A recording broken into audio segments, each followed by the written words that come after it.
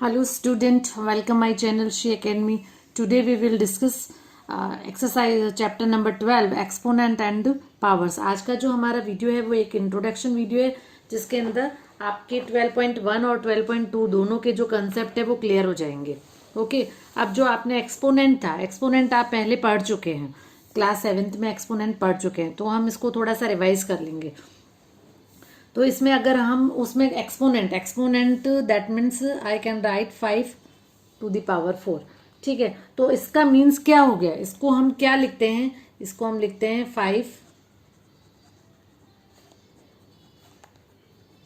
5 raised to the power 4 raised to the power 4 ये लिखते हैं. ये हमने पढ़ लिया है कहाँ, क्लास 7th में. साथ में ये और है कि अब इसका ये सबसे पहले हमने इसको पढ़ना सीखा, क्या है 5 raised to the power 4 या 5 to the power 4 ऐसा बोल सकते हैं. अब यहाँ पर क्या हो गया, जो 5 है वो तो क्या है, वो है बेस. 5 है base and 4 is the exponent. 4 is exponent. Okay, तो और अभी जो 7th में जो अभी तक जो हम पढ़ते आए हैं उसमें क्या था, जो भी हमने पढ़ा वो पॉजिटिव इंटीजर पढ़ा. देखो ये क्या है 5 raised to the power 4 that means it is a positive integer. अब जो हमारा क्लास 8th का जो मेन टॉपिक है वो क्या है, उसके अंदर आपके पॉजिटिव इंटीजर के साथ साथ क्या आ जाएगा, नेगेटिव इंटीजर भी आ जाएगा.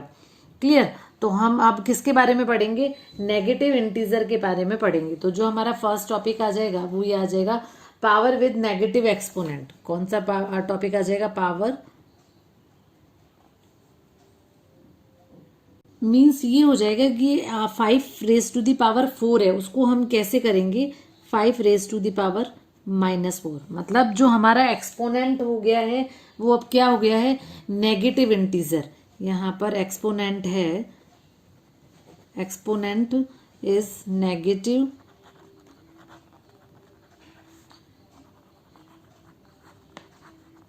Exponent is negative integer.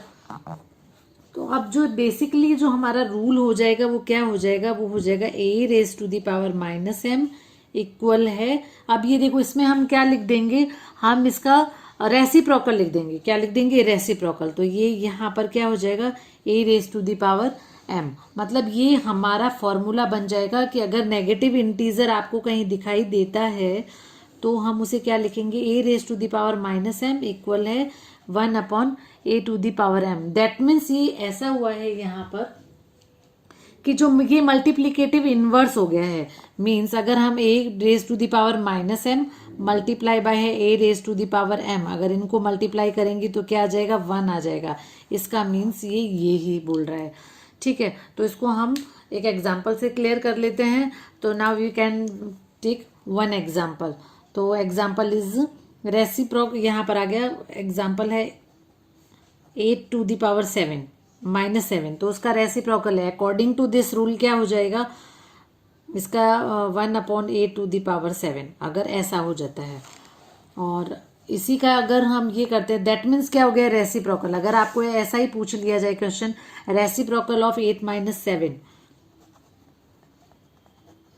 Reciprocal of a to the power -7 equal है a to the power 7. मतलब ये मल्टीप्लीकेटिव इनवर्स ही हुआ, क्या होता है, 1 होता है, उसका अपोजिट आपको लिख देना है. उसके बाद आपका जो क्वेश्चन आता है reciprocal of 8, reciprocal of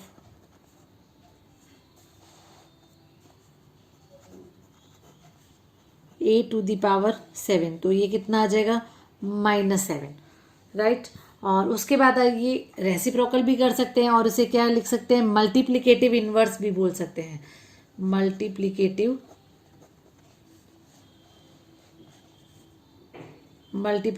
inverse of a to the power -7 is a to the power 7. मतलब हम इसे रेसिप्रोकल भी लिख सकते हैं एंड मल्टीप्लीकेटिव इनवर्स भी लिख सकते हैं. तो ये हमारा था पावर विद नेगेटिव एक्सपोनेंट. अब नेक्स्ट जो टॉपिक हम करेंगे वो हमारा जो टॉपिक होगा वो होगा laws of exponent. First rule is x to the power m multiply by है x to the power n and we can write it as x multiply by है m plus n. That means base equal है. यहाँ पर base क्या है? x है. जब base equals होती है तो पावर्स क्या हो जाती है? ऐड हो जाती है. ये हमने उसमें कर लिया क्लास 7th में. लेकिन हम इसमें क्या करेंगे? एग्जाम्पल लिखते हैं. Let's take an example for this. 5 raise to the power 4 multiply by है 5 रेज टू द पावर 3. तो यहाँ पर इसका जो क्या हो जाएगा? एडिशन हो जाएगा. It will become 5 raise to the power 7. And second is 5 raise to the power -4 multiply by है 5 raise to the power 3. Then it will become 5 raised to power -4 plus 3. Both sign are different. That means क्या होगा? Minus. So we will take we will subtract किया but sign कौन सा रहेगा? Minus का. Okay. Then it is 5 raised to the power -1.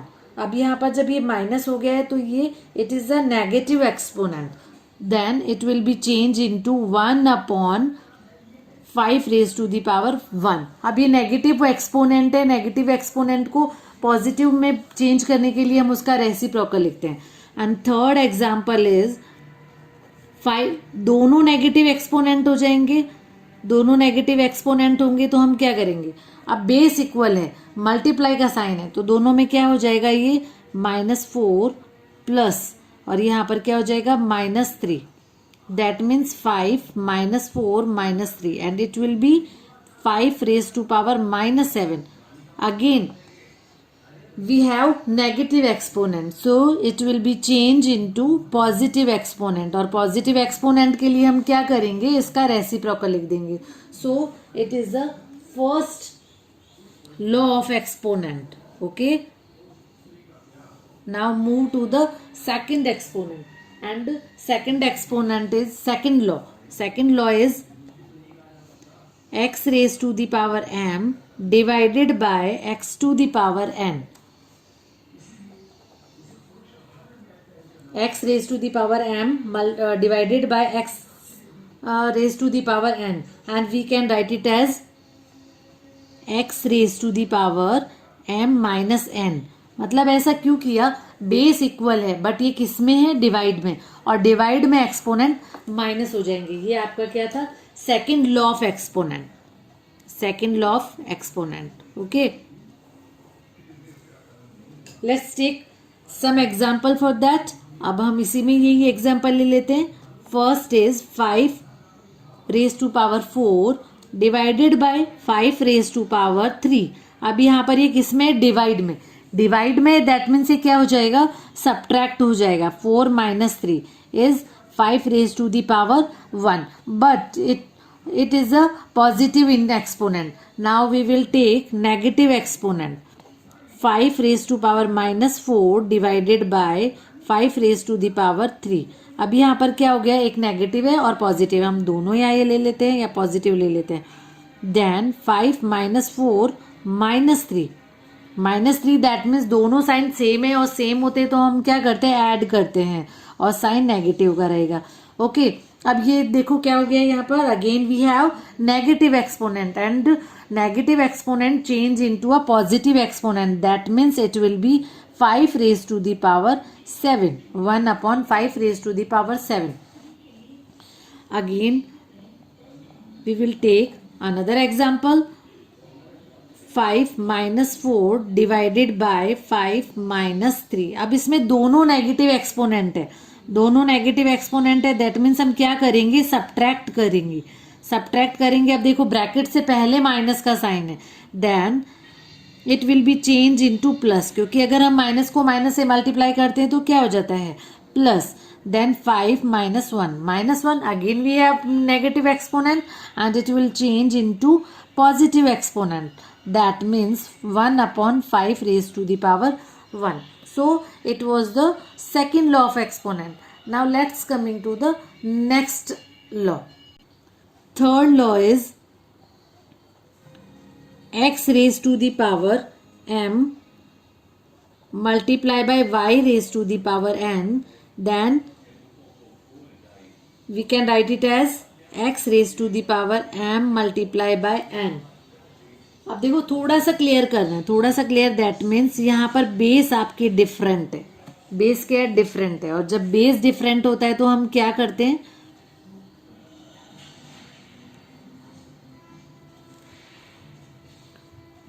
यहाँ पर भी दोनों सेम आएगा, ये बेस डिफरेंट है बट पावर इक्वल है। और जब पावर इक्वल होता है तो हम क्या करते हैं, x y whole power m है, ये ऐसा लिखा है x y whole power m। Okay, जब बेस इक्वल है बट पावर सेम होती है तो हम क्या करते हैं, दोनों को मल्टीप्लाई कर लेते हैं। Okay, so let's take an example for that. First is 5 raise to the power 4, 6 raise to the power 4। अब देखो यहाँ पर बेस डिफरेंट है, बेस डिफरेंट होता है तो हम दोनों को मल्टीप्लाई कर देते हैं एंड पावर सेम होती है। Okay, and second example 5 minus 4 multiply by 6 minus 4। मैंने एक पॉजिटिव एक्सपोनेंट लिया है, वो हमने 7th क्लास में रीड कर लिया था।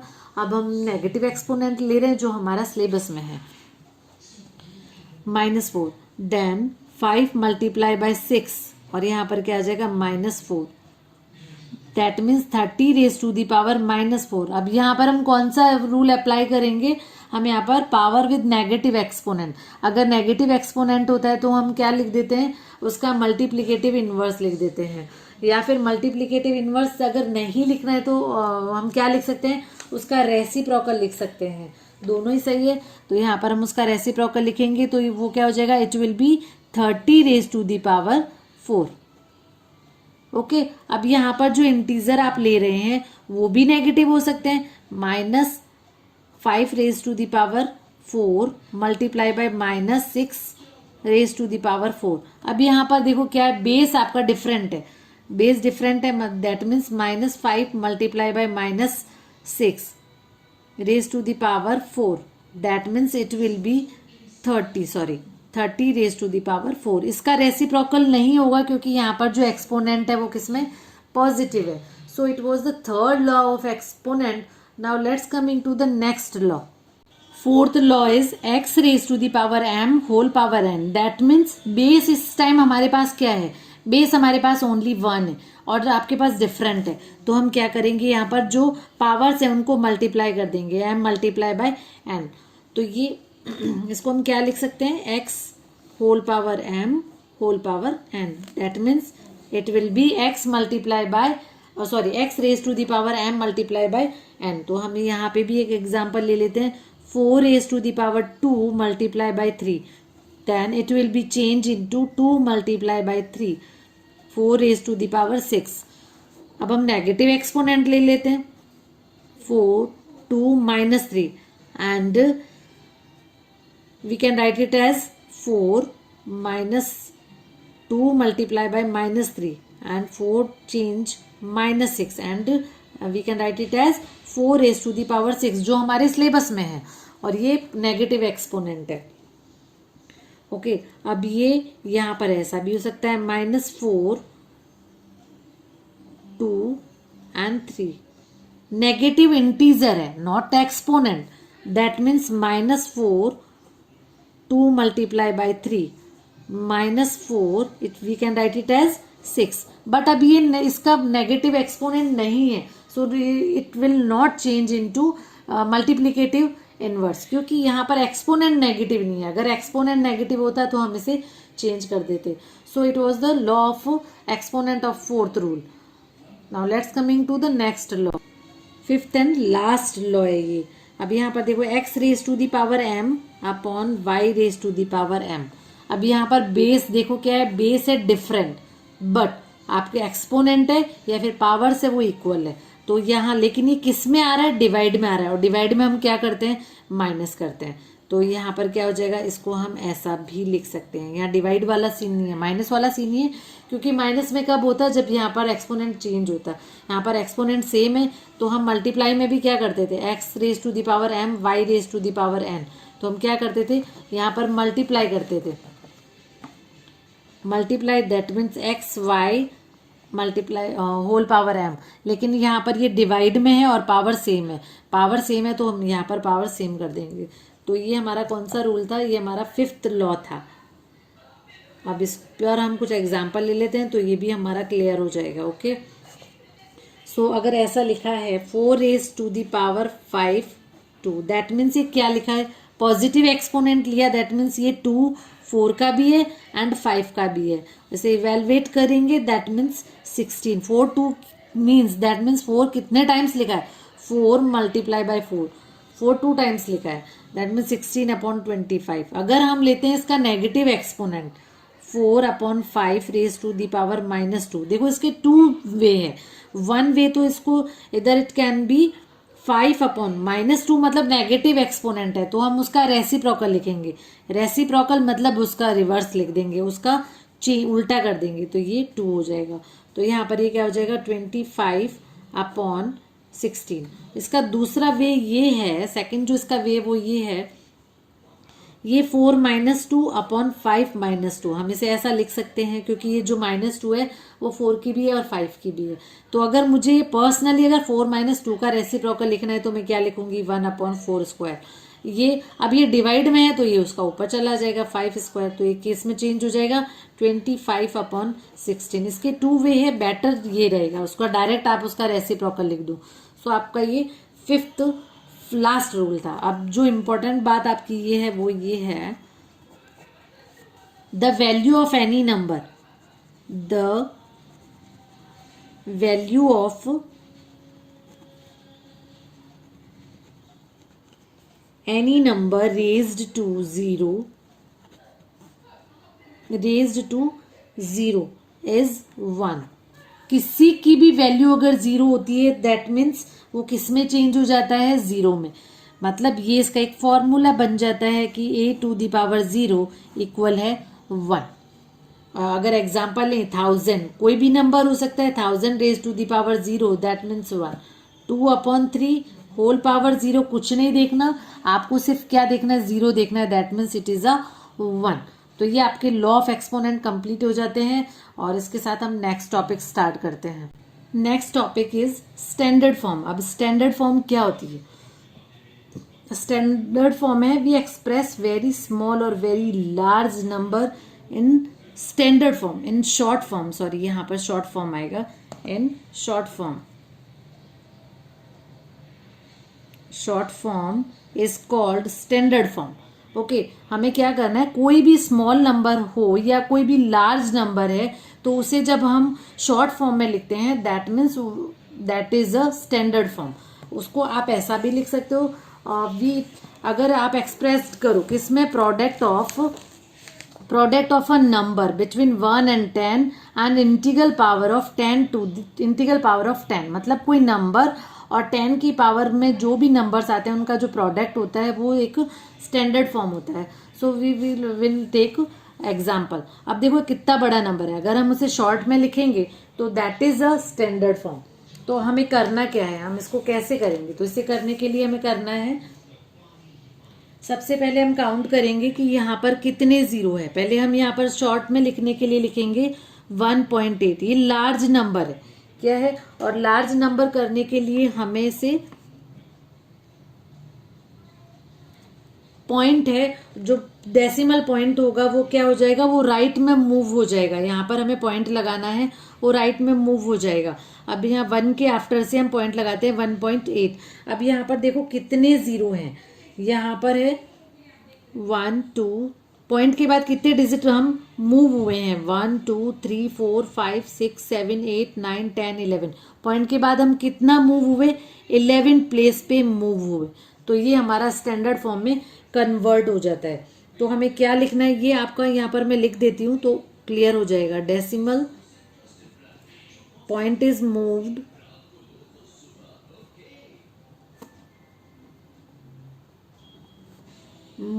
To left for 11 place. ये तो लिखने के लिए अगर आप भूल जाएं, नहीं तो आपको क्या करना है, नंबर कोई भी नंबर है, ये तो सारे 0 हैं, छोड़ दो इसे, आपको नंबर देखना है, फर्स्ट डिजिट के बाद पॉइंट लिया, ठीक है, पॉइंट के बाद देखो कितने डिजिट आने चाहिए, 1 2 3 1 2 3 4 5 6 7 8 9 10 11, तो 10 रेज टू द पावर 11। यहाँ पर आपको इस 8 को काउंट करना है। तो ये लार्ज नंबर था, लार्ज नंबर होता है उसको हमने ऐसा चेंज किया। और जो पॉइंट वाले नंबर्स आ जाते हैं, point that means next is, अब ये विदाउट डेसिमल था और लार्ज नंबर था, तो हमने देखो काउंट किया 1 2 3 4 5 6 7 8 9 10 11 और हमने यहाँ पॉइंट लगा दिया। मतलब ये लार्ज नंबर में जो पॉइंट है वो लेफ्ट की साइड चलेगा, और जो पॉइंट वाले जितना पॉइंट के जो नंबर्स होंगे वो उतना ही छोटा हो जाएगा, तो हमें वो लेफ्ट की साइड चलना है। तो देखो 1 2 3 4 5 6 क्या हो जाएगा, ये जो पॉइंट है 6 प्लेस के बाद कन्वर्ट हो जाएगा, नहीं तो आप इसे यूं भी लिख सकते हैं। पहले हमने पॉइंट हटाया 1 2 3 4 5 6 7, पॉइंट हटा दिया। हाँ, तो इसमें हिंट में क्या हो जाएगा, ये देखो पॉइंट वाला नंबर है ना, तो 1 2 3 4 5 6, इसके बाद तो हमें पॉइंट ही लगाना है, तो इसको हम काउंट नहीं करेंगे। That means 9 multiply by 10 raise to the power -6। एक प्रोसेस तो इसका ये है। सेकंड जो इसका वे है वो ये, पहले हम पॉइंट हटाएंगे। पॉइंट कैसे हटाते हैं हम, 1 2 3 4 5 6 7, कितना हो जाएगा 7, यहाँ पर 7 आएगा 7। देखो 1 2 3 4 5 6 7, और यहाँ कितना हो जाएगा 10 रेज टू द पावर 7, और ये चेंज होकर हो जाएगा, रेसिप्रोकल करेंगे, दैट मीन्स इट्स -7। ओके, तो ये हमारा था इट्स अ इंट्रोडक्शन वीडियो, और इसी के ऊपर आपको जो चैप्टर 12.1 और 12.2 है तो ये क्लियर हो जाएगा। Okay, thank you.